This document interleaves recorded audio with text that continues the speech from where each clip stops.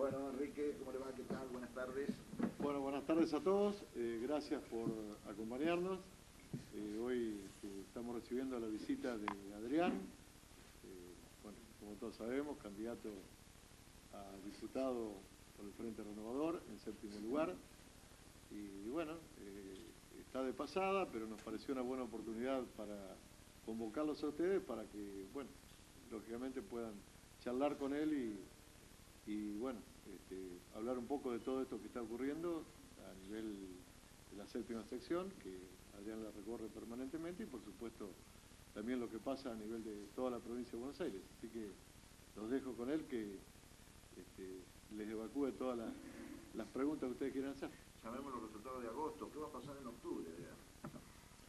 Bueno, nosotros estamos primero conformes con el resultado de agosto, obviamente, y agradecidos porque era un desafío importante como fuerza política, una fuerza política que se formó en poco tiempo y que irrumpió en el escenario de la provincia de Buenos Aires.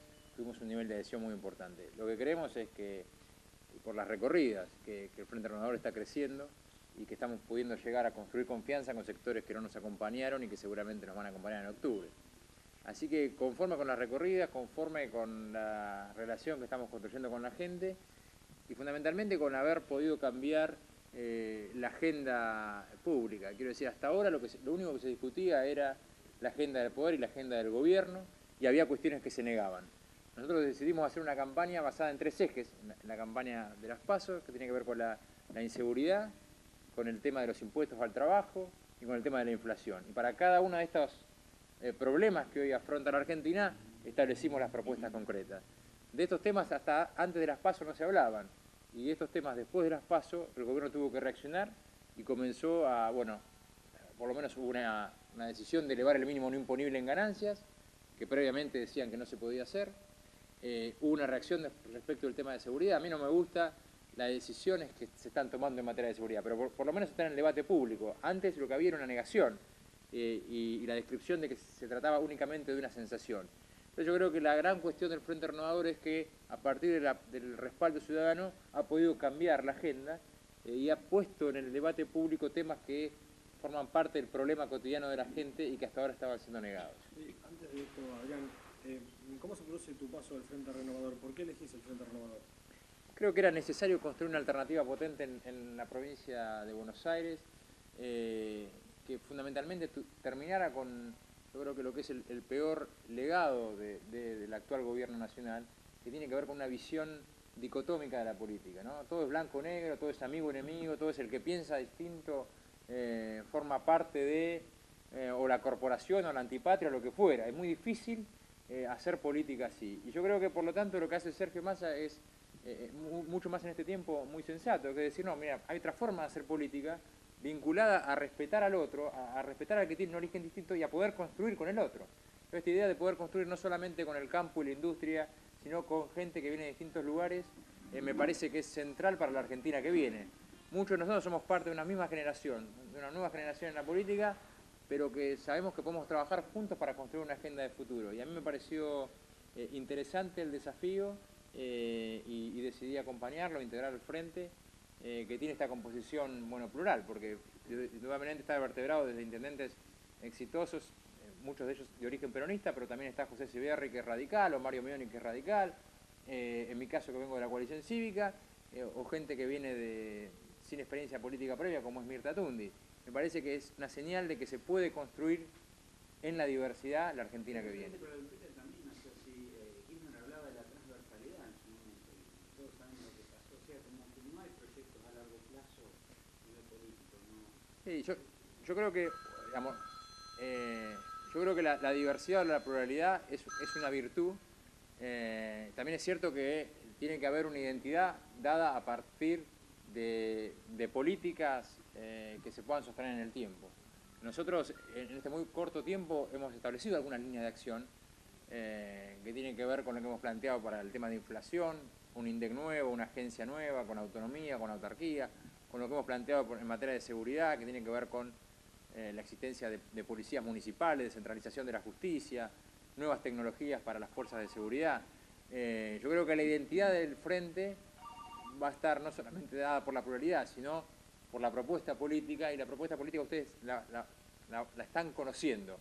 Y desde luego que la Argentina que viene, yo coincido en el siguiente sentido, a la Argentina le falta previsibilidad y le falta políticas de largo plazo, ¿no? Eso creo que es así. Nosotros estamos construyendo una relación también con los sectores de la sociedad. Estuvimos hace muy poco trabajando con el sector agropecuario. Ustedes saben que tiene un gran impacto en esta zona. Y lo que nos planteaban era lo mismo.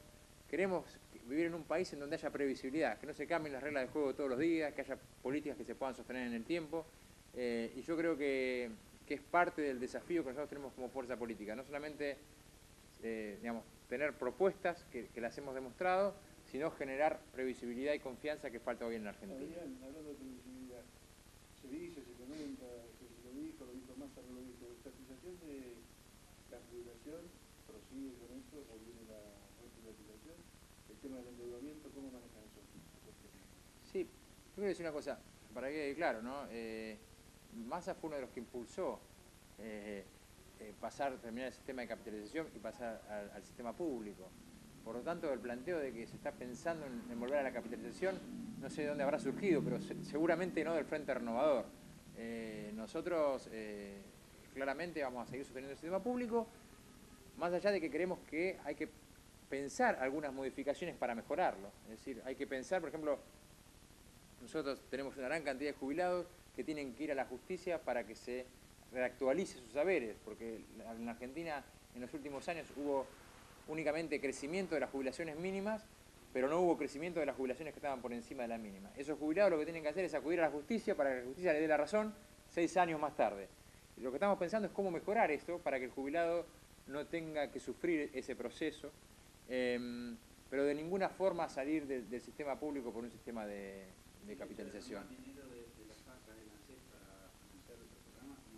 Mire, yo lo que creo en esto fue un tema, esto lo hablamos con Sergio en su momento, yo creo que tiene que haber una mayor protección de lo que es el fondo de los jubilados, que no puede ser utilizado para cualquier cosa y para cualquier financiamiento.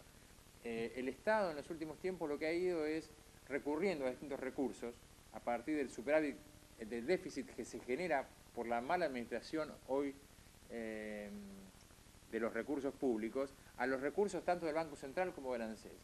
Eso, digamos, si no tiene un esquema de protección, a la larga termina siendo insustentable para los jubilados. Yo creo que, porque el Estado se endeuda, digamos, el Estado toma deuda, de alguna forma, tomando los recursos, pero con un Estado que no genera recursos por otro lado, nadie sabe quién va a pagar esa deuda, con lo cual eso va en detrimento concreto de los jubilados. Yo no creo que se pueda seguir financiando todo de los recursos del ANSES. Al contrario, creo que los recursos del ANSES tienen que estar puestos al servicio de pagar mejores jubilaciones. ¿Y cuál es el proyecto de ustedes en materia de vivienda? En materia de vivienda, mira, yo creo que en materia de vivienda lo que nos está fallando fundamentalmente, más allá de, yo creo que hay dos planos. Uno es el Estado en lo que son los planes nacionales o federales de vivienda, que son planes para los sectores digamos, más vulnerables. Pero tenemos otro problema con la vivienda, que tiene que ver con que no solamente los sectores vulnerables no acceden a la vivienda, sino que los sectores medios tampoco acceden a la vivienda. Hay un problema fuertísimo de ausencia de mecanismos de financiamiento para el acceso a la vivienda, y yo creo que nosotros estamos trabajando en eso, en un proyecto vinculado también al financiamiento para el acceso a la vivienda de los sectores medios, que hoy se hace inaccesible. Para eso también es cierto, que es muy difícil hacerlo en un contexto económico como el actual. Es decir, vos no vas a tener una tasa, no vas a tener un acceso a un crédito razonable con una inflación de 25 o 30 puntos. Entonces, cuando yo digo de previsibilidad, estoy hablando de un país que tenga una inflación razonable, instituciones razonables que se sostengan en el tiempo. La previsibilidad implica estabilidad económica y hay que poder reducir la inflación, e implica instituciones serias y que no se cambien todos los días. ¿Cómo se logra esa estabilidad? Nosotros hemos planteado lo siguiente. El primer punto para lograr una disminución de la inflación es medir bien la inflación. Es muy difícil afrontar la inflación si uno desconoce la inflación. Es como querer afrontar la inseguridad si uno dice no hay inseguridad, ¿no? Entonces, yo creo que el primer punto debiera ser afrontar el nivel real de inflación, y en este sentido hemos presentado un proyecto que es la creación de una nueva agencia ni siquiera estamos hablando de la reformulación del INDEC. Estamos diciendo, partamos de una agencia de cero. El INDEC ya está destruido. Es decir, el INDEC, nuestra visión es casi no sirve más. Porque pensemos que hoy sobre los 2.000 empleados que tiene el INDEC, 1.500 son los empleados que puso Moreno. O sea, hay 500 que son previos a la intervención. Después de la intervención, tomaron el INDEC por asalto y manipularon todas las estadísticas. Entonces nosotros lo que decimos es, hay que crear una nueva agencia que tenga autonomía y autarquía, ¿no?, para que sea independiente del gobierno, de este gobierno, del gobierno que siga, de los gobiernos. Es decir, que no dependa de la voluntad de un ejecutivo, que sus funcionarios sean designados por concurso, que los directores sean designados por concurso y que tenga una protección especial que nosotros llamamos protección y resguardo al secreto estadístico. Porque una de las cosas que hacía Moreno era llamar para pedir el listado de los negocios sobre los cuales se estaban pidiendo los precios, para luego ir a apretar a los negocios. Entonces hay que resguardar el secreto estadístico que es necesario para recuperar la credibilidad sobre el INDEC y a partir de ahí medir bien. Luego yo creo que hoy la inflación golpea a todos, golpea obviamente siempre como siempre, más a los que menos tienen. Entonces los sectores que menos tienen, como todo su consumo va a alimentos y como la inflación es más alta en alimentos, el poder adquisitivo se cae. O sea, todo lo que es salarios o jubilaciones se deteriora rápidamente. Pero lo cierto es que si vos hablás con otros sectores de la economía, que no son los jubilados o que no es el trabajador, que es un empresario, también dice, a mí la inflación alta me impacta. El productor también dice, a mí la inflación alta me impacta. Entonces, lo que hay un consenso generalizado es que no se puede vivir con una inflación de 25 o 30 puntos. Lo que nosotros creemos que tiene que haber un programa de disminución gradual de la inflación donde se pueda convocar a los sectores productivos y a los sectores de trabajo a un acuerdo de disminución gradual vinculado a precios, salarios, etc. Esto se puede hacer absolutamente con estadísticas creíbles y con un gobierno creíble. Entonces yo creo que, no sé si el gobierno tiene la intención de hacerlo. Nosotros sabemos que si en el 2015 nos tocara, podemos hacerlo, pero sí creemos que hay que empezar por la primera etapa, que es lo que sí se puede hacer ahora. Recordemos que esta no es una elección de gobierno, pero es una elección legislativa, que es empezar reformulando o creando un nuevo INDEC para poder medir bien la inflación en Argentina. Muy bien, muchas Muchas gracias. gracias. Encuentra-